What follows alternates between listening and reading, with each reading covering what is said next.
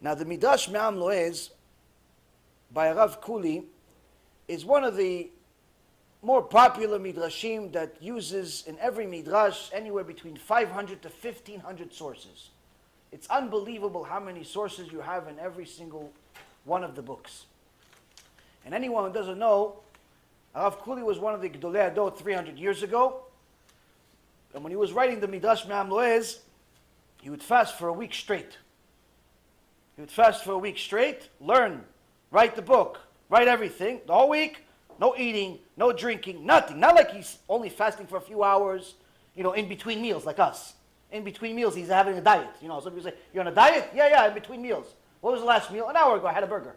So when's the diet? Till next burger. No, he stopped eating Motzei Shabbat, not eating until Shabbat again, for a whole week. And the whole time he's learning. Mamash wrote this book with Ruach HaKodesh. Now he brings different sources from across the Torah, from the Zohar, from the Gemara, from the Shulchan Aruch, from the Achronim, from the Rishonim, giants. He says the following. He says there are certain, we got in Parashat Yitro, we got the 10 Commandments. One of the commandments is idolatry. Do not become an idol worshiper. Do not make an image. Don't go buy a Buddha statue and put it in your house. Don't worship a rabbi. Don't worship some athlete. Don't buy any statues. Don't donate to churches, and so on and so forth. He says, but idolatry also has taint of idolatry, meaning that when a person makes a obvious sin, he doesn't need much help from the Torah to explain to him that this is no good. So Torah, the oral Torah is there to explain to us that sometimes we can make sins where we don't even realize it's a sin, or even if we know it's a sin, we don't realize how grave it is. So in Parashat Yitro, he says the following. What's taint of idolatry? He says a person must teach his children the correct way and make sure that they obtain good Torah education and keep the norms of Judaism from their childhood.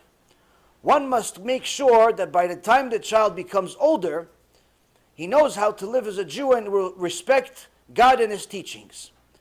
But if a parent spoils his children and doesn't give them a good Torah education, meaning sends them to public school or sends them to one of these fake yeshivot where there's boys and girls, or sends them to one of these yeshivot that 30% of the students are goyim bechlal, which by the way there are many here in Florida, they call themselves yeshiva, but 30% of the students, and I know this with my own eyes, 30% of the students are not even Jewish. If a parent spoils their kids, gives them whatever they want, he sends them to yeshiva because his friends go there. Yeah, but his friend is Mustafa. Yeah, but he goes to yeshiva Mustafa. Yeah, Mustafa is an Arab. Yeah, but he goes to yeshiva, he learns Modeh. Yeah, he can learn Modeh all he wants, but he's still an Arab. You cannot go to school with Mustafa. You cannot go to school with Chris. You can't. Why? You're a Jew, he's not. What happens if my parents send me there? He says, if a parent sends his kids and doesn't give them a good education, and they're not going to learn how to keep the commandments, this parent is in constant violation of idol worshiping. He's in constant violation of do not make a carved image, where Kadosh Baruch Hu says in the 10 Commandments, don't make a carved image. Yeah, but what does one thing have to do with the other? He says raising a child that's not going to have proper Jewish education is making a carved image, making a pesel, because the child will grow up to become a rebel and will dishonor his parents, will dishonor God. In the end, he's probably going to seek out other religions. He's going to want to find out, what does Christianity have to offer? What does Mustafa have to offer? What does Buddha have to offer? What does India that worships the cow and the rat and the motorcycle and everything that moves and doesn't move? What do they have to offer? He wants to go to Hodu. He wants to go to India after the army. This child will seek out other religions, everything except Judaism. The child is apt to commit all sorts of sexual offenses from the Torah, and even commit murder. If the child is not educated in his religious roots, he can commit all sorts of crimes, because a child without firm religious value system is susceptible to all baneful influences. Source, Zohar, page 93, Parashat Yitro. Further, it says, a person also has to be careful when he's expressing Torah ideas, if he's giving a chidush. Why? If the chidush that he says, some insight that he says from the Torah, is not falling within the rules of the Torah, it just comes, it makes sense to him. That's also a form of idolatry. So you have to be very careful if you're bringing a new insight from the Torah that's just out of your own common sense. Because a fake chidush is equal to a taint of avodah zarah.